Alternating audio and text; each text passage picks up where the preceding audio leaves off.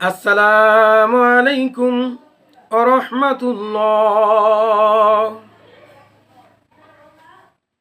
কেমন আছেন সকলে? আলহামদুলিল্লাহ আলহামদুলিল্লাহ। যে অবস্থায় থাকি না কেন, মাওলার শুকরিয়া আদায় করতে হবে।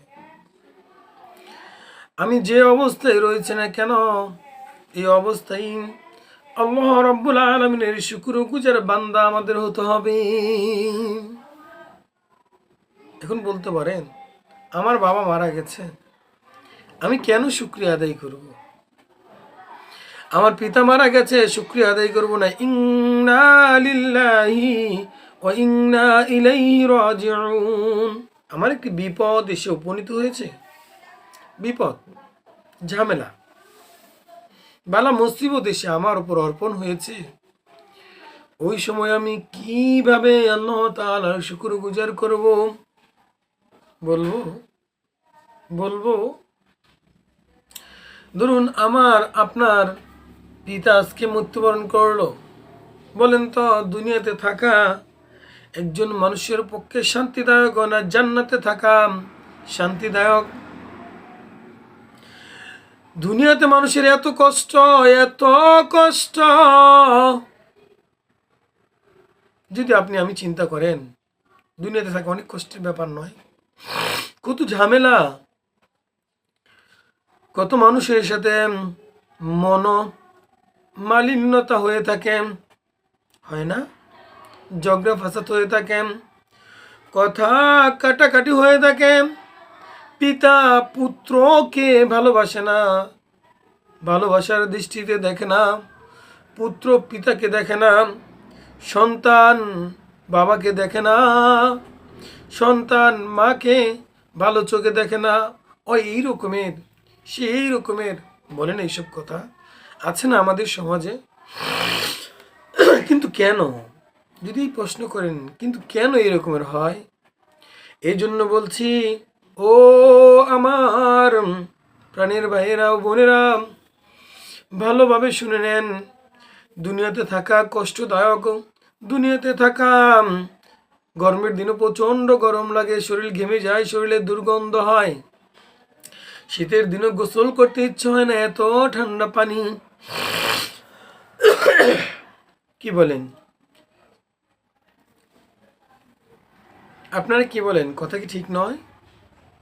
কিন্তু আমার পানির ভাইরা, আপনার পিতা মৃত্যুবরণ করেছেন, আমি মৃত্যুবরণ করেছি।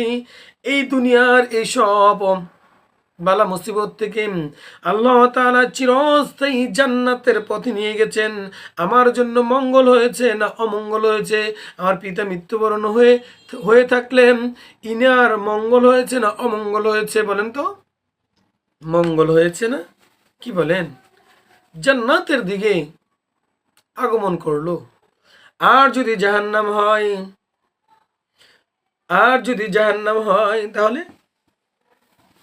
তাহলে কি হবে বলেন? তাহলে আলহামদুলিল্লাহ বলবো।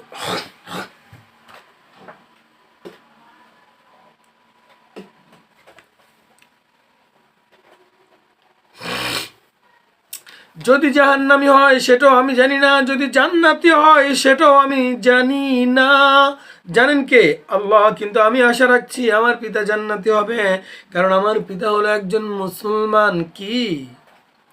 কারণ আল্লাহ রাসূল সাল্লাল্লাহু আলাইহি সাল্লাম হাদিসে বলেছেন না, বলেনি যে যারা নাকি, বলেন আমার সাথে, বিসমিল্লাহির রহমানির রহিম, বলেন, লা ইলাহা ইল্লাল্লাহু মুহাম্মাদুর রাসূলুল্লাহ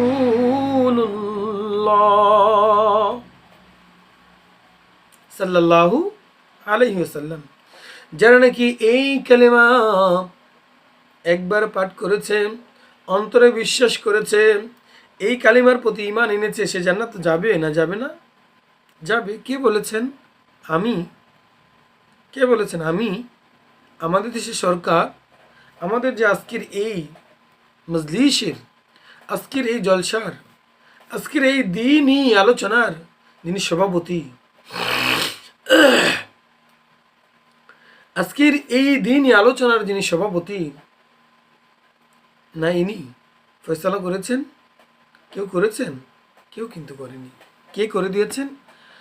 1400 থেকে 1500 বছর পূর্বে বিশ্বনবী মুহাম্মদুর রাসূলুল্লাহ সাল্লাল্লাহু আলাইহি সাল্লাম আমাদেরকে বলে দিয়ে গেছেন, কেউ যদি এই কালিমা একবার পাঠ করে তাহলে তার ঠিকানা জান্নাত। এই জন্য আমি বলছি, ও আমার প্রাণের ভাইরা, আপনার পিতা মৃত্যুবরণ করেছে, আপনার পিতা জান্নাতে হবে না জাহান্নামে হবে তা জানা নেই, তারপরও তিনি দুনিয়ার এইসব ঝামেলা থেকে মুক্ত হয়ে আল্লাহ তাআলার এই দুনিয়া থেকে ইহলৌকিক জিন্দিগি থেকে পরলৌকিক জিন্দিগির দিকে গমন করেছেন। এজন্য আমরা শুকরিয়া আদায় করবো, আলহামদুলিল্লাহ। তা ইন্না লিল্লাহ তো অবশ্যই পড়ব, ইন্না লিল্লাহি ওয়া ইন্না ইলাইহি রাজিউন, ইন্না লিল্লাহি ওয়া ইন্না ইলাইহি রাজিউন। এটার অর্থ কি? এটার যদি অর্থ আমরা জানতে চাই তাহলে আমাদের কি করতে হবে? এটার অর্থ কে কে জানি আমরা? যে একজন মানুষ যখন মৃত্যুবরণ করে, আমরা যখন বলি ইন্না লিল্লাহি ওয়া ইন্না ইলাইহি রাজিউন, এটার অর্থ কি?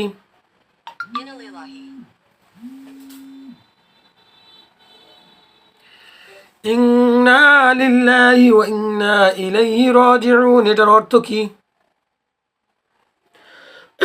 জানা আছে আমাদের? আজকে জেনে যাবেন ইনশাআল্লাহ। আর আমি কিন্তু আপনাদের কাছে একটা জিনিস জানবো, সেটা হলো এই, যদি আজকে আমি এই ইন্না লিল্লাহি ওয়া ইন্না ইলাইহি রাজিউন এর অর্থ আমি আপনাদেরকে আজকে শোনাই, কে কে জানেন আজকের এই মজলিসের ভিতর? অথবা আমার এই আলোচনা যারা নাকি দূর দূরান্ত থেকে দেখবেন, যারা নাকি অনলাইনের ভিতরে দেখবেন, ইউটিউবে দেখতে পারেন, ফেসবুকে দেখতে পারেন, টুইটার, ইনস্টাগ্রাম, তারপর হচ্ছে লিঙ্কডইন, তারপর হচ্ছে র্যাপবিট, তারপর হচ্ছে পিন্টারেস্ট, এরকম অসংখ্য অসংখ্য কি জানি বলে এটাকে, মনে আসতেছে না, অসংখ্য একটা সাইট আছে, সেটাকে বলা হয়, যেমন ফেসবুকে একটা যত রকমের ভুলে গেছি, যাই হোক, এটা আসলে অনলাইন তো এই জন্য আমি একটু স্মরণে আসতেছে না। তো আমি বলতেছি ফেসবুকের মতো যতগুলো ওয়েবসাইট রয়েছে, যতগুলো সাইট রয়েছে, এটাকে বলা হয় সাধারণত মাল্টিমিডিয়া, এরকমের নয়। আচ্ছা যাই হোক, তো এরকম যতগুলো সাইট রয়েছে, আমি যেমন বলি পিন্টারেস্ট রয়েছে, লিঙ্কডইন রয়েছে, হোয়াটসঅ্যাপ রয়েছে, মেসেঞ্জার রয়েছে, তারপর রয়েছে আপনার লিঙ্কডইন রয়েছে, তারপরে আপনার রয়েছে র্যাপবিট একটা রয়েছে, তারপরে আরও গো রয়েছে, তারপরে এরকম অসংখ্য সাইটগুলো রয়েছে যেগুলো নাকি আপনার, যাই হোক, এইসব সাইটের মাধ্যমে অনেকেই আজকের এই আলোচনা দেখবেন। যাই হোক, যে যেখান থেকে দেখেন না কেন, এই আলোচনার ভিতর আজকে শুনবো আমরা ইন্না লিল্লাহি ওয়া ইন্না ইলাইহি রাজিউন। এটি একটি গুরুত্বপূর্ণ ইসলামিক উক্তি, এটা একটি কি গুরুত্বপূর্ণ ইসলামিক একটা বাণী, যার অর্থ নিশ্চয়ই আমার আল্লাহর জন্য, নিশ্চয়ই আমি আমার আল্লাহর জন্য, এবং নিশ্চয়ই আমি আমার তার কাছে ফিরে যাব। কি বলছেন? নিশ্চয়ই আমি আল্লাহর জন্য, এবং নিশ্চয়ই আমরা আল্লাহর কাছে ফিরে যেতে হবে। এটা কারো বাধা ধরা নেই।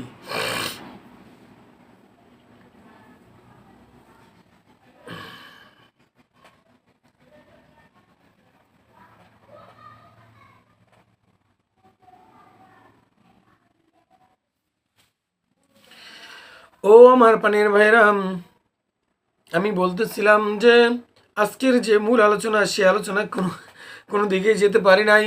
তো বলতেছিলাম সর্ব অবস্থায়, সর্বহালতে আমরা আল্লাহ তাআলার শুকরিয়া আদায় করব। আর ইন্না লিল্লাহি ওয়া ইন্না ইলাইহি রাজিউন, এটার অর্থ হলো নিশ্চয়ই আমরা আল্লাহর জন্য, নিশ্চয়ই কি আমরা আল্লাহর জন্য, এবং নিশ্চয়ই আমরা আল্লাহর কাছেই ফিরে যেতে হবে। তাতে কোনো রকমের কোনো সন্দেহ নেই।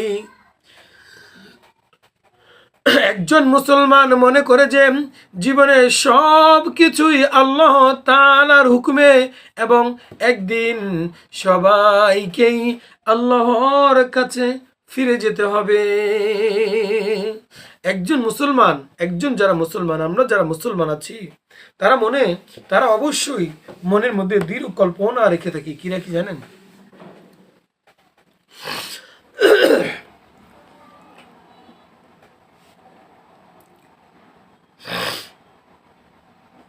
দৃঢ় কল্পনা মনে রেখে থাকি। কি রাখি? যে আমরা যা কিছু করি তাকদীরের ভালো মন্দর উপর, ঈমান এনে থাকি। কি করে থাকি? যে যা কিছু হয় জীবনে সব কিছুই আল্লাহ তাআলা হুকুমে হয়ে থাকে। যা কিছু করে থাকি সব কিছুই আল্লাহ তাআলার হুকুমের ভিতরে হয়ে থাকে। এটা আমরা একজন মুসলমান যারা আছি তারা কিন্তু দৃঢ় কল্পনা করি এবং একদিন আল্লাহর কাছেই ফিরে যেতে হবে, তাতে কোনো সন্দেহ নেই। যাই হোক, আজকের যে আল্লাহ রাব্বুল আলামিন এই জন্য আমাকে আপনাকে সর্ব অবস্থায় আজকে আমরা ইন্না লিল্লাহি ওয়া ইন্না ইলাইহি রাজিউন এর স্বাভাবিক অর্থ কি বুঝলাম? নিশ্চয়ই আল্লাহ তাআলা আমাদের যা কিছু আছে সব কিছু আল্লাহ তাআলার হুকুমে হয়ে থাকে এবং আমাদের মৃত্যু যা হয়েছে সেটাও আল্লাহ তাআলার হুকুমে হয়েছে। এর জন্য আমরা শুকরিয়া আদায় করব, কারণ এটার মধ্যে আল্লাহ তাআলার হুকুম ছিল। কারণ আমি যখন মৃত্যুবরণ করলাম, কার হুকুম হয়েছি? আল্লাহ তাআলা আমাকে মৃত্যু দিয়েছেন না। সেজন্য কেউ পিতা মারা যাক, বাবা মারা যাক, দাদা মারা যাক, কারণ আল্লাহ তাআলার একটা হুকুম বাস্তবায়ন হয়েছে। কি হয়েছে? আপনি যখন সলাৎ পড়েন, কি পড়েন? সলাৎ পড়ার পর আপনি কি বলবেন? ইন্না লিল্লাহি না আলহামদুলিল্লাহ। কেন আলহামদুলিল্লাহ বলবেন? আল্লাহ তাআলা একটা ফরজে আইন ছিল। কি ছিল? ফরজে আইন ছিল। এই ফরজে আইন যে হুকুমটা ছিল এটা আমি আদায় করতে পেরেছি। আল্লাহ তাআলা আমাকে তৌফিক দিয়েছেন, এই জন্য আমি শুকরিয়া আদায় করলাম। তো ইনারও তো মৃত্যু এইভাবে হওয়ার কথা ছিল, এটাও তো আল্লাহ তাআলার একটা হুকুম। সেজন্য কি শুকরিয়া আদায় করব না? যাই হোক, এরকম অসংখ্য দিক রয়েছে। এর জন্য আমরা এক কথা জেনে নেন, সাধারণ মানুষ আমরা যারা আছি সর্ব অবস্থায় সর্ব আলোতে আল্লাহ তাআলা শুকরিয়া আদায় করব, তারপর দোয়া করব ইন্না লিল্লাহি ওয়া ইন্না ইলাইহি রাজিউন। শুধু তাই নয়, ও আমার পানির ভাইরা, ভালোভাবে শুনে নেন।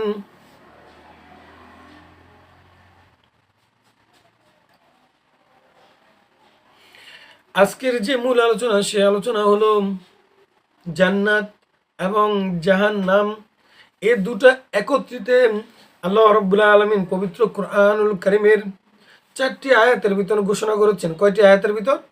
4টা আয়াতের ভিতর ঘোষণা করেছেন যে জান্নাত এবং জাহান্নাম এই সম্পর্কে কি বলেছেন? একত্রে সংযোজন করে, একত্রে যে জায়গায় জান্নাতের কথা বলেছেন এই জায়গায় জাহান্নামের কথা বলেছেন। কিন্তু কেন জান্নাত এবং জাহান্নামের কথা বলেছেন? এ প্রসঙ্গে আল্লাহ রাব্বুল আলামিন কুরআনুল কারীমের সূরাতুল আরাফের 46 নম্বর আয়াত, 47 নম্বর আয়াত, 48 নম্বর আয়াত এবং 49 নম্বর আয়াত, এই 4টি আয়াতে আল্লাহ রাব্বুল আলামিন লিখে নেন, যাদের প্রয়োজন আছে আমি আবারও বলে দিচ্ছি। সূরাতুল আরাফের 46 নম্বর আয়াত, 47 নম্বর আয়াত, 48 নম্বর আয়াত এবং 49 নম্বর আয়াত, এই 4টি আয়াতের ভিতরে আল্লাহ রাব্বুল আলামিন 4টি আয়াতের একটা আয়াতের তাফসীর যদি করতে যায়, জানি না কত দূর পর্যন্ত চলে যাবে, আমার হায়াতও শেষ হয়ে যেতে পারে এই আয়াতের তাফসীর এবং ব্যাখ্যা করতে যাইয়া। বলেন না আলহামদুলিল্লাহ? কেন বললেন? যে আজকে জানতে পারলেন আল্লাহ রাব্বুল আলামিন যেই জায়গায় জান্নাতের কথা বলেছেন একই আয়াতের ভিতর জান্নাত এবং জাহান্নামের কথা উল্লেখ করেছেন। কি বলেছেন? আল্লাহ রাব্বুল আলামিন সূরাতুল আরাফের ভিতর বলেছেন তাদের মধ্যে থাকবে পর্দা এবং আরাফের ওপর থাকবে কিছু লোক যারা প্রত্যেকে তাদের চিহ্ন দ্বারা চিনবে। বুঝতে পারেন নাই? আল্লাহ রাব্বুল আলামিন বলেছেন তাদের মধ্যে থাকবে পর্দা। কাদের মধ্যে? হাসরের ময়দানে আমরা যখন উপস্থিত হব তখন আমাদের মধ্যে থাকবে পর্দা। কিছু কিছু মানুষের সংখ্যকের ভিতরে থাকবে পর্দা এবং আরাফের উপরে থাকবে কিছু লোক এবং আরাফ নামক একটা স্থান রয়েছে, ওই আরাফ নামক স্থানের উপরে থাকবে কিছু লোক যারা প্রত্যেকে তাদের চিহ্ন দ্বারা নিজেদেরকে চিনবে। যেমন একটা কথা বলি, যারা নাকি কোরআনুল কারীম বিক্রি করে, কথাটা বুঝেন না, আমি আলেমদের কথা বলতেছি। এবার যারা আলেম সমাজ রয়েছে তাদের সম্বোধন করে বলতেছি, যারা কোরআন বিক্রি করে কোরআনের বিনিময় নেয়, কোরআন বিক্রি করে কোরআনের বিনিময় নেয়,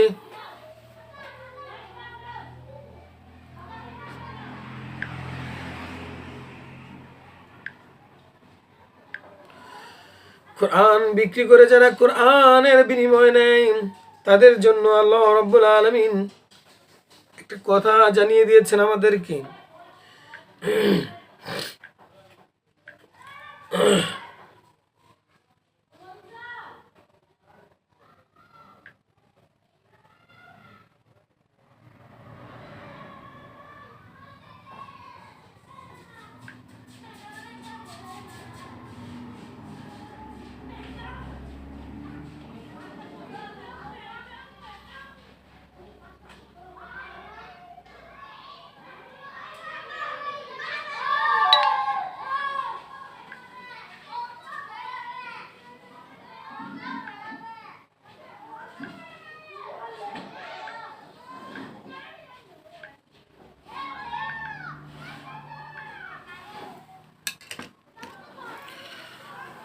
আমি দুঃখিত আন্তরিকভাবে, একটা কল আসছে, বার্তা আসছিল, যার জন্য আমি আপনাদের সাথে একটু হয়তো সময় অন্যদিকে চলে গেছিল। ও আমার পানির ভাইরা, আমি বলতেছিলাম আল্লাহ রাব্বুল আলামিন সূরাতুল আরাফের ভিতরে ঘোষণা করে দিয়েছেন জান্নাত এবং জাহান্নাম মধ্যে পার্থক্য কি। হাসরের ময়দানে আল্লাহ রাব্বুল আলামিন কিছু চিহ্ন থাকবে, যে আলামত থাকবে, তাকে দেখেই বুঝতে পারবেন দুনিয়ার বুকে ইনি এই ধরনের লোক ছিল। যারা মুনাফিক ছিল তাদের এক ধরনের আলামত থাকবে, যারা মুশরিক ছিল তাদের এক ধরনের চিহ্ন থাকবে শরীরে, যারা দায়ুস ছিল তাদের এক ধরনের চিহ্ন থাকবে শরীরে। শুধু তাই নয় আমার পানির ভাইরা, যারা নাকি ইসলামকে বিক্রি করে, ইসলামকে ব্যবহার করে ধর্ম ব্যবসায়ী যারা থাকবে তাদেরকেও আল্লাহ রাব্বুল আলামিন একটা চিহ্নিত করবেন। ধর্ম ব্যবসায়ীর মধ্যে অনেক ধরনের ব্যবসা থাকবে আমার ভাইয়েরা, ভালোভাবে শুনে নেন, ভালোভাবে শুনে নেন। যারা আমরা মুসলমানরা ধর্ম ব্যবসায়ী হব তাদেরও একটা আলামত থাকবে। আল্লাহ রাসূল সাল্লাল্লাহু আলাইহি সাল্লাম বুখারী শরীফের মধ্যে স্পষ্টভাবে ঘোষণা করে দিয়েছেন, যারা নাকি কোরআনের বিনিময় গ্রহণ করবে, ইসলামের যত কথা আছে, যত হাদিস আছে, সবগুলো কোরআন অনুসারী হয়েছে, কোরআনের সরাসরি অর্থে অথবা ব্যাখ্যায় হয়েছে। ইসলামের যত কথা আছে কোরআনুল কারীম, এই যে কোরআনুল কারীম রয়েছে 30 পারা কোরআনুল কারীম, কে বিশ্বাস করেন দুনিয়ার শুরু থেকে দুনিয়ার শেষ অবধি যত রকমের ইভেন্ট আছে, যত রকমের কার্যকলাপ আছে, যত রকমের বিধিবিধান আছে, সবগুলো এই কোরআনের ভিতর আছে না নাই? আছে। সুতরাং এখানে হাদিস তেলাওয়াত করেছেন সেটাও আছে। সুতরাং ওই হাদিসটা রাসূলের হাদিস দ্বারা আপনি শুনিয়েছে বটে, সেটাও কিন্তু কোরআনের ভিতরে রয়েছে। কথা আমার বুঝতে পারেন নাই? আলেমরা বেশি বুঝার কথা, সাধারণ মানুষ আল্লাহ তাআলা আমাদেরকে সকলকে বুঝার তৌফিক দান করুক। ও আমার পানের ভাইরা, আলেম সমাজরা, ভালোভাবে শুনে নেন। আপনি যদি বলেন আমি তো কোরআন বিক্রি করে টাকা নিচ্ছি না, আমি তো আমি তো ইসলামের জায়েজ পন্থাই বিক্রি করে নিচ্ছি, কোরআন এ সম্পর্কে আপনাকে কি বলেছেন সেটা ভালোভাবে সংবোধন করে নেন, সেটা ভালোভাবে সরাসরি অর্থে ব্যাখ্যায় তাফসিরের বিভিন্ন তাফসিরের কি কি মতামত রয়েছে ভালোভাবে লক্ষ্য করে নেন, তারপর সেটার উপর আমল করুন। দেখুন আপনি সহি পথে রয়েছেন না গলত পথে রয়েছেন। ও আমার পানির ভাইরা, আমি এক কথাই বলতে চাইছিলাম যে যারা নাকি কোরআন বিক্রি করে টাকা নেয়, কি নেয়? কোরআন বিক্রি করে টাকা নেয়, তাদেরকে হাসুরের ময়দানে চিনার একটা উপায় আছে। কে কে জানেন? হাত তোলেন তো দেখি। বাবারা কেউ জানেন না? ও আমার আলেম সমাজ ভাইয়েরা, হাত তুললে যদি নিজেকে লজ্জাবোধ করেন তা তো সমস্যা নেই। অনেকে আছেন যে যারা অনেক নিজেকে জানে, এলেম আছে, কিন্তু হাত তোলেনি, তাতে কোনো মনের অক্ষুণ্ণতা নেই। তবে জানলে ভালো, না জানলে আরো ভালো, এখন জেনে যাবেন। যাই হোক, আলহামদুলিল্লাহ বলেন, আলহামদুলিল্লাহ, শুকরিয়া আদায় করবেন আল্লাহ তাআলা বেশি বেশি। হাসরের ময়দানে আল্লাহ রাব্বুল আলামিন যারা নাকি কোরআন বিক্রি করে টাকা নেবেন, তাদেরকে আল্লাহ রাব্বুল আলামিন তাদের শরীরে আপাদ মস্তকে, আমাদের গালে গোস্ত আছে, দেখেন তো আছেনি? সবাই ধরেন না, গালে আছে গোস্ত, নাকে আছে মাংস, আছে চামড়া, আছে নাকের ভিতরে দেখুন তো একটা হাড্ডি আছে কিনা, আছে আছে। আমাদের হাতের এই পেশিতে মাংস আছে, চামড়া আছে, ভিতরে কি? হাড্ডি। যদি আমাদের শরীর থেকে, আপনার আমার শরীর থেকে সকল রকমের মাংস, চ্যানেল মানে রগ, আমাদের যে রগগুলো আছে সবগুলো নিস্তেজ হয়ে গিয়ে শুধু গেলে হাড্ডিগুলো থাকে, তাহলে আমাদেরকে কি বলা হয়? কি বলা হবে বলুন না? কি বলা হবে? কঙ্কাল। কি বলা হবে? কঙ্কাল। এর আরও একটা ভাষা রয়েছে যে কঙ্কাল নামটা আমরা সবাই চিনি না। আল্লাহ রসুল সাল্লাল্লাহু আলাইহি সাল্লাম বলেছেন, এখন যদি বলেন এটা তো হাদিসে আসছে, কোরআনে আসে নাই, সেজন্য কোরআন বিক্রি করা হয় নাই। কোরআনও আসছে, আলোচনার সাথেই থাকুন। কোন জায়গা থেকে? সরাসরি অর্থে আসে নাই, ব্যাখ্যার মাধ্যমে এসেছে। আজকে ইনশাল্লাহ এই আলোচনাই করব। এই আলোচনা তো শুরুই করতে পারবো না, আর শুরু না করে আলোচনা আজকে 1 ঘন্টা ঘন্টা 1.5 চলে যেতে পারে। দেখুন সূরাতুল আরাফের আমি একটা কথা নিয়ে আলোচনা করতেছি। কি কথাটা? হাসরের ময়দানে আল্লাহ রাব্বুল আলামিন কিছু চিহ্নিত করবেন। কি করবেন? যারা নাকি আলেম সমাজ রয়েছেন। এখন বলুন তো, এই মজলিসের ভিতর যদি আমি বলি কে কে আলেম আছেন, হাত তোলেন। আনুমানিক ধরে নিলাম 50 জনের মতো রয়েছেন। ও আমার পানের ভাইরা, এখানে 50 জন আলেম নন, আলেম অনেকের সংখ্যা বেশি। এখন আলেম যদি পরিচয় দিতে যাই তাহলে আজকে শুনুন, পড়েন আমার সাথে, বিসমিল্লাহির রহমানির রহিম, আলহামদুলিল্লাহি রাব্বিল আলামিন। এটা কোন সূরার আয়াত? সবাই জানেন এটা কোন সূরার আয়াত? বলুন তো, নাম কি এই সূরার? সূরাতুল ফাতিহা। সূরাতুল ফাতিহার ভিতর আয়াত কয়টা রয়েছে? 7টি আয়াত রয়েছে। এখন আমার প্রশ্ন হলো, এই যে সূরাতুল ফাতিহাটা জানেন, আপনি জানেন যে 7টি আয়াত রয়েছে, এটা কি একটা মাসালা নয়? আপনি যদি একটা ইহুদিদেরকে জিজ্ঞাসা করেন, একটা বিধর্মীকে জিজ্ঞাসা করেন, বলেন তো সূরাতুল ফাতিহার মধ্যে কয়টা আয়াত রয়েছে, তাদের মধ্যে 98% লোক, শতকরা 98 থেকে 99% মানুষই বলতে পারবে না, কারণ এই এলেম তার নেই। আপনার কি এলেম নেই? সুতরাং আপনি এতটুকু আলেম, আপনি কি জানেন না সুদ খাইলে মার সাথে জিনা করা হয়? কে কে জানেন? হাত তোলেন। জানেন? তাহলে এটার আলেম আপনি।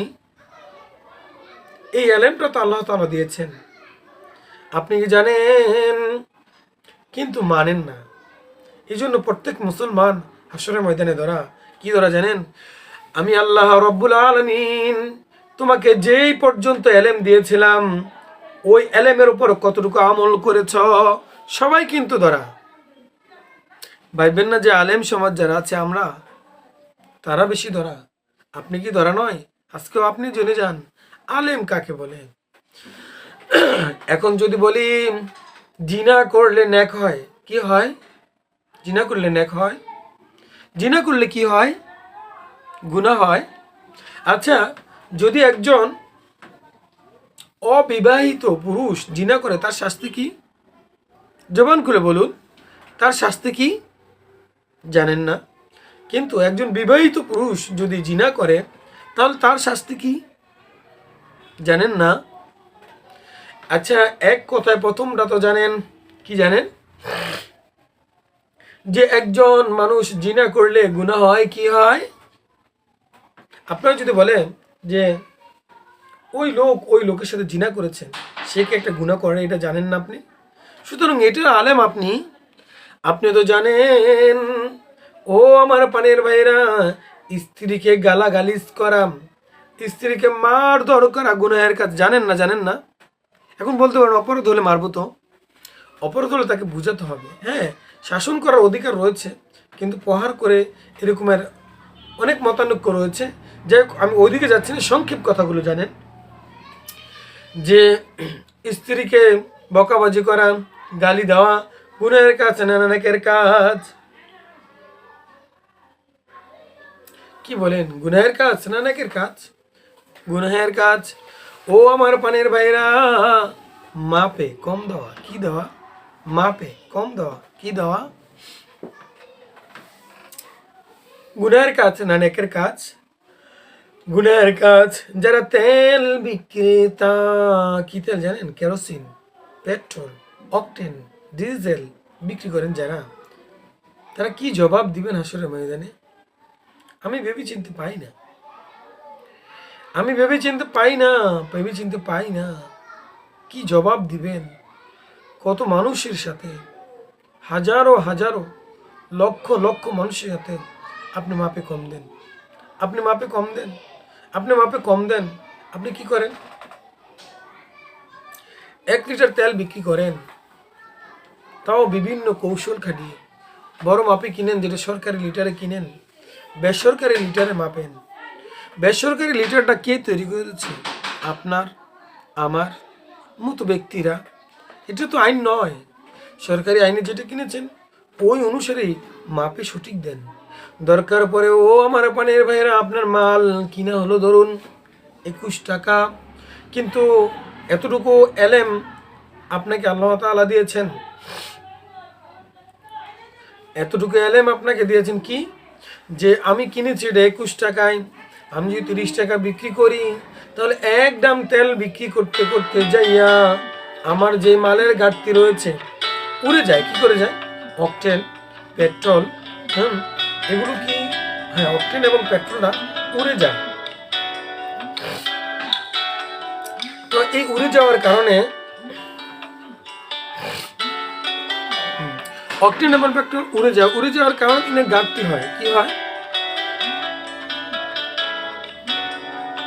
ঘাটতি হয়। এই ঘাটতি হওয়ার কারণে আমার পানের ভাইরাম, ইনি কি করেন? মাপে কম দেয়। অনেকে জানে, অনেকে জানে না। অনেকে জানা সত্ত্বেও নিতে হয়। কেন নিতে হয় জানেন? এখন এই মুহূর্তে না তেল প্রয়োজন রয়েছে, যাই হোক একটু কম হলেও তো চলবে এখন আমাদের গাড়িটা, কারণ গাড়ি যদি অর্ধেক রাস্তায় মাঝখানে প্রবলেম হয়, এই যন্ত্রণা কত। কে কে ফেল করেছেন হাত তোলেন তো। আলহামদুলিল্লাহ বলেন না? আলহামদুলিল্লাহ, এই এলেমটা আপনার আছে না? যে গাড়ি যদি নষ্ট হয়ে যায় কত কষ্ট করতে হয়। এই জন্য যাক, 5 টাকা 10 টাকা বেশি গেলে গেছে, 5 টাকা 10 টাকা বেশি গেলে গেছে, সেই ক্ষেত্রে আমি এটা নিয়ে নিলাম।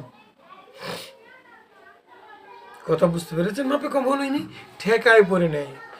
ও আমার পানের ভাইরা, আমি বলতেছিলাম যে যিনি তেল বিক্রেতা আছেন, ওই তেল বিক্রেতা যদি মনে করেন আমি তেলটা 21 টাকা দরে কিনেছি, এখন আমি এটা 30 টাকা বিক্রি করলে আমার লাভ হয় না, 40 টাকা দরে বিক্রি করেন, ভাই আমার মাপে আপনি সলিড পাবেন, ঘাটতি যায় সেটা আমার মাধ্যমে যাবে। আপনি টমেটো বেগুন কিনে নিয়েছেন, এখন কাঁচামালের ব্যবসায়ীর উদাহরণ দিই, টমেটো কিনে নিয়েছেন, আলু কিনে নিয়ে আসছেন, এখন টমেটো আনার পর কিছু টমেটো ফেটে গেছে, পরের দিন সেটা দুর্গন্ধ হয়ে গেছে বা কিছু টমেটো নষ্ট হয়ে গেছে, আপনি কি এটা বিক্রি করতে পারবেন? ফেলে দিতে হবে না? সুতরাং মাল কেনা বেচার সময় আপনার কিছু ঘাটতি যাবে, সেটা ব্যবসায়ীর থেকে যাবে। এটা যদি কাস্টমারের কাছ থেকে দহন করে নেন তাহলে ওই ব্যবসাটা হয়ে যাবে হারাম। হ্যাঁ, আপনার পণ্য আপনি কিনে 10 টাকা করে, আপনি ইচ্ছে হলে এটা 100 টাকা ধরে বিক্রি করতে পারবেন, এটা আপনার জন্য জায়েজ আছে। ভাই আমার মাল পিওর পাইবা, আমি কোনো মালে দুর্নীতি করি না, একদিন নিলে আশা করি আরেকদিন নিবা, আপনার যেটা পছন্দ হয় সেটা নিতে পারবা, কোনো সন্দেহ নেই। মাপে পরিপূর্ণ সলিড দিব আমার ভাইরা। আমার মাল নিতে হলে তোমাকে 100 টাকা লিটার নিতে হবে। আমি কথা বলতেছি, 21 টাকা কিনলে আপনি 34 টাকা বিক্রি করেন সাধারণত, 30 টাকা না হলে আপনি আরো 5 টাকা বাড়িয়ে দেন, 135 টাকা লিটার লাগবে, মাপে সলিড পাইবা বাবা। আমি মাপে কম দিতে পারবো না। হাসরের ময়দানকে আমি অনেক বড় ভয় করি। দেখবেন আপনার কাস্টমার দিন দিন বেড়েই চলবে, বেড়েই চলবে, বেড়েই চলবে। কেন বলবে না? ওই জায়গায় মাপে সলিড, ওই জায়গায় মাপে সলিড। আপনি প্রথম অবস্থাতে হয়তো দেখবেন একটু কাস্টমার কম আসতে পারে। ও আমার পানির ভাইয়েরাম, যাই হোক, আমি আর এই আলোচনা ওইদিকে যাচ্ছি না, হয়তো বুঝতে পেরেছেন আমার মূল কথাটা ছিল আজকের যে এই গাড়ি নষ্ট হওয়ার যে এলেমটা, এটা কারা ছিল না নাই? মাপে কম দিলে যে গুনাহ হয় সেটা জানেন? জানেন কে কে হাত তোলেন? আছে না এই এলেম আপনার? সুতরাং আপনি এতটুকু আলেম। এই জন্য আমার পানির ভাইরাম, সূরাতুল আরাফের ভিতর আল্লাহ রাব্বুল আলামিন বলে দিয়েছেন হাসরের ময়দানে কিছু কিছু মানুষকে চিহ্নিত করা হবে, চিহ্নিত করা হবে, মানুষকে চিহ্নিত করে তার দলবদ্ধ করা হবে। কিছু মানুষ এইরকম হয়ে যাবে, যদি কোরআন বিক্রি করার কারণে কোরআন বিক্রি করে খায়, কোরআন বিক্রি করে উপার্জন করে, কোরআন বিক্রি করে উপার্জন করে, ও আমার পানের বাইরে, তাকে চিনার উপায় কি? তাকে চিনার উপায় কি? তাকে চিনার উপায় কি? মাংস থাকবে না, কি থাকবে না? মাংস থাকবে না। সুতরাং আপনারা এখন বলুন তো, যে আপনার এই মজলিসের ভিতর কে কে নিজেকে আলেম দাবি করতে পারবেন? হাত তোলেন, সবাই হাত তোলেন, সবাই তো আলেম। আপনার কে কে জানেন না যে কেউ যদি একবার কালিমা তাইয়্যিবা পড়েন, সবাই লা ইলাহা ইল্লাল্লাহু মুহাম্মাদুর রাসূলুল্লাহ সাল্লাল্লাহু আলাইহি ওয়াসাল্লাম, কে কে এই শব্দটা জানেন না? যে কে কে এই শব্দটুকু, এই এলেমটুকু নাই যে এই কালেমাটা পড়লে সে মুসলমান হয়? কি হয়? যদি সে মুসলিম না হয়ে থাকে, যদি সে মুসলমান হতে চায়, তাহলে এই কালেমাটা পাঠ করলে সে মুসলিম হয়ে যায়। কি হয়ে যায় জানেন? এই এলেমটা আছে। আপনি তো জানেন নামাজের মধ্যে কথা বলা যাবে না, জানেন না? কত এলেম আপনারা জানেন, নেই কি আমল? এই জন্য হাসরের ময়দানে আপনি আমি সকলে ধরা, সকলে কি কঠিনভাবে ধরার থাকবো। জানছেন, মানছেন না কেন? জানছেন সুদ খাওয়া গুনাহ, তারপর মানেন নাই কেন? দুনিয়ার লালসার কারণে। মানছেন, জানছেন জিনা করা গুনাহের কাজ, কিন্তু মানেন নাই কেন? দুনিয়ার একটু লালসার কারণে। দুনিয়ার একটু লালসার কারণেই মানেন নাই। আপনাকে কিন্তু কঠিন থেকে কঠিন শাস্তি পেতে হবে। আমরা মুসলমানরা মনে করি তো জানি না অনেক কিছু। এই যে আজকের বয়ানে আসছে, যতটুকু জানেন ততটুকু আমল করেন, আর অতিরিক্ত যা আজকে জানতে আসছেন এর ভিতরে কিছু কিছু জানা হয়ে যাবে একটু অতিরিক্ত। আগে যা জানতেন তার একটু বর্ধিত হবে। কি হবে? বর্ধিত হবে। যেমন আগে জানতেন যে জিনা করা গুনাহের কাজ, কিন্তু যদি একজন লোক যদি বিবাহ করার পর, তার স্ত্রী পরিবার পরিজন থাকার পর বা তার স্বামী থাকার পর ওই নারী জিনা করে, বা তার স্ত্রী থাকার পর ওই পুরুষ জিনা করে, অর্থাৎ বিবাহিত জীবনের পর যদি কেউ জিনা করে তাহলে তার শাস্তি এক ধরনের, আর যদি বিবাহ করার পূর্বে আগে জিনা করে তাহলে তার শাস্তি আর এক ধরনের। জানবেন? বলবো? জানলে তো আমল করতে হবে। কি বলেন? আপনারা আজকে জানবেন, আমল না করলে কিন্তু হাসরের ময়দানে বাবারা ধরা। ও আমার মায়েরা ভালোভাবে ধরা। মোবাইল চালায়, কি চালায়? মোবাইল, আধুনিক যুগ। মোবাইলে কত বয়ফ্রেন্ড, কি বলে, সম্পূর্ণরূপে হারাম। বয়ফ্রেন্ড সম্পূর্ণরূপে হারাম, গার্লফ্রেন্ড সম্পূর্ণরূপে হারাম। জিনা কি হয়? জিনা হয়। কতগুলো আপনার যদি ফেসবুক দেখুন, তারা এই ফেসবুক দিয়ে কত, আপনি যদি ফেসবুকে যান, আপনার ফ্রেন্ড 2000, 3000, 1000, 500, 40, 50, কার কার আছে ফেসবুক আইডি বলেন তো? হাত তোলেন না। কেউ কারো বাদ না, আধুনিকের ছোঁয়া যারা পেয়েছেন, যারা টাচ, যারা অ্যান্ড্রয়েড ভার্সন বা আইফোন ভার্সন বা যারা নাকি টাচ মোবাইল চালাচ্ছেন, তাদের যার্রা পরিমাণ ব্যতীত সকলেরই আছে। যার্রা পরিমাণেরও আছে কিনা নাই কিনা সন্দেহজনক। হ্যাঁ, আপনি ফেসবুক চালাতে পারেন ইসলামকে প্রচার করার জন্য, ইসলামকে প্রতিষ্ঠিত করার জন্য, কিন্তু আপনি দেখুন কে আমরা কয়জনে করি, স্ট্যাটাস দেখি, বিভিন্ন মানুষের খবর দেখি, সংবাদ দেখি, দেখি না? যাই হোক, আমি বলতেছিলাম আমার ভাইয়েরাম, এই মোবাইল দ্বারা জিনা করে থাকি আমরা। সুতরাং আমি জিনাকারী। আজকে জেনে যান, যদি জিনা করেন তাহলে কি শাস্তি পেতে হবে। দুনিয়ার বুকে শাস্তি অর্পণ করে রেখে গেছেন রসুল, বিশ্বনবী মুহাম্মদ রাসূলুল্লাহ সাল্লাল্লাহু আলাইহি সাল্লাম, এবং হাশরের ময়দানে তো শাস্তি আছেই। দুনিয়ার বুকে কি রেখেছেন জানেন? যদি কেউ বিবাহর পূর্বে জিনা করেন, এ আমার মা বোনেরা, এ আমার কলেজ পড়ুয়া ছোট বোনেরা, ভালোভাবে শুনে নাও, তোমরা সবচেয়ে বেশি এই জিনায় লিপ্ত রয়েছ। তোমাদের মধ্যে এই জিনাটা সবচেয়ে বেশি প্রচলিত রয়েছে, আর এখান থেকে শুরু হয়ে যায় জিনার পন্থা। সুতরাং এই প্রথম থাকতে এই দিক থেকে ফিরে আসো কখনোই। হ্যাঁ, যদি তোমার কারো ভালো লাগে, দুজন সাক্ষী রেখে ইসলামী শরীয়ত বিবাহ করে নাও এবং সরকারিভাবে রেজিস্ট্রেশন করে নাও। স্বামীর সাথে কথা বলো, গার্লফ্রেন্ড বয়ফ্রেন্ড ডিলেট, চলবে না, হারাম, গুনাহের কাজ। আর কেউ যদি সর্ব অবস্থায় সর্ব হালতে জিনা থাকে, জিনার মনোনিবেশ থাকে, তাহলে কিন্তু সেটা হয়ে যায় কি গুনাহ? কবিরা গুনাহ। শুধু কবিরা নয়, ও আমার পানের ভাইরাম, এই জন্য বলবো, ও আমার পানের বোনেরাম, ভালোভাবে শুনে নাও তোমরা। আজ থেকে তোমার যত রকমের গার্লফ্রেন্ড আছে, বয়ফ্রেন্ড আছে, ডিলিট করে দাও, চলবে না। আমি ওই জাহান্নামকে ভয় পাই, আমি ওই জাহান্নামকে ভয় পাই, আমি ওই জাহান্নামকে ভয় পাই।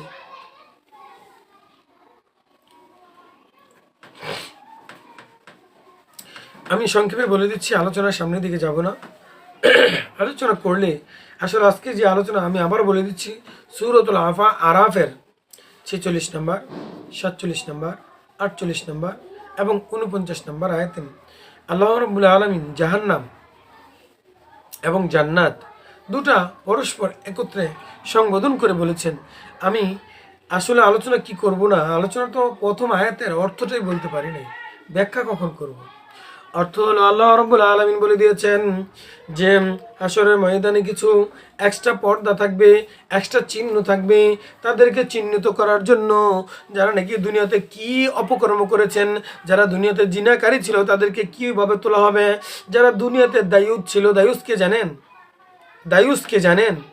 আপনি যখন বাসা থেকে সাধারণত সেজে গুজে পরিপাটি হয়ে চুলকে স্টাইলিশ করে অথবা একটা স্কার্ফ মাথায় পরে স্টাইলিং করে, পর্দার ভিতরে নয়, নম্রতার সহিত নয়, গম্ভীরতার সহিত, কি জানি বলে এইগুলা, যে আপনার গালে লাগায়, মুখে লাগায়, ঠোঁটে লাগায়, নাকে লাগায়, চোখের এই জায়গায় এই যে কী জানি বলে এইগুলো, এই যে চোখের পাতায় লাগায়, তারপর আরও চোখের পাতায় কী জানি বলে এইগুলা, সবগুলো নাম আমার পরিপূর্ণভাবে অ্যাড নেই, কিছু কিছু অ্যাড আছে। তো আমি যাই হোক বলতেছিলাম, এগুলো যে রাস্তাঘাটে বাইর হও, তুমি তো জিনা করো মন, তোমার তো জিনা আর গুনাহ হয়। তুমি একমাত্র সাজতে পারবা কার জন্য? স্বামীর জন্য। এটা জানেন আপনারা? মেয়েরা যদি সাজুগুজু করে কার জন্য করতে পারবো? স্বামীর জন্য। রাস্তা দিয়ে হাইটে যায় হাজার হাজার স্বামী তার, আর একজন মানুষ, একজন মহিলা একজনের বেশি স্বামী রাখতে পারে না। এখন যদি বলেন এটা বেইনসাফ, মা বোনরা যদি বলেন বেইনসাফ হয়, তাহলে আপনার একান্তভাবে প্রশ্ন লিখে আমাকে পাঠাইন, আমি এটার জবাব তখন দিব। যদি আপনার জানার অভাব থাকে যে আল্লাহ রাব্বুল আলামিন কেন আপনাকে একটি স্বামীর বেশি দুটি স্বামী রাখার তৌফিক দেয়নি, কেন এই আইন তৈরি করে দিয়েছেন? এক নম্বরে আল্লাহ তাআলা আইনকে আপনি অমান্য করবেন, আল্লাহ তাআলা এটা দিয়েছেন এভাবে। এখন যদি বলেন নামাজ 5 ওয়াক্ত না দিয়ে সারাদিন 1 ওয়াক্ত দিত, তাহলে বেশি ভালো হইতো। কি করলেন আপনি? আল্লাহ তাআলার সাথে ইয়া করা কি জানি, আল্লাহ তাআলার সাথে এলিমের সাথে আপনি তুলনা, মানে আল্লাহ তাআলা যেটা বান্দার আপনার আমার মঙ্গল মনে করেছেন সেটাই দিয়েছেন, আপনি আল্লাহ তাআলার চেয়ে বেশি জ্ঞানী হয়ে গেছেন। আপনি যদি মনে করতেন যে ইসলাম এই পর্দার ভিতরে দিয়েছেন, এই পর্দা দেওয়ার কারণে আমাদের অনেক কষ্ট হয়, আমাদের মন খোলা মতো আমরা চলতে পারি না, আর মন খোলা মতো চলার কারণে তো আপনাদের বেশি অপকর্ম হচ্ছে, জিনা হচ্ছে, আপনারা অপমানিত, অপদস্থ হচ্ছেন। ও আমার পানির ভাইরা, আমি বলতেছিলাম, যাই হোক, আল্লাহ রাব্বুল আলামিন হাশরের ময়দানে কিছু চিহ্নিত করবেন, জিনাকারী যারা হবে তাদেরকেও এক ধরনের চিহ্নিত করবেন, আর তারা জান্নাতের অধিবাসীকে ডাকবে যেন তোমাদের ওপর সালাম, এবং তারা তাতে প্রকাশ করেনি, তবে তারা আশা করেন যে তবে তারা আশা করে দৃষ্টিকে আগুনের অধিবাসীর প্রতিফলিত করা।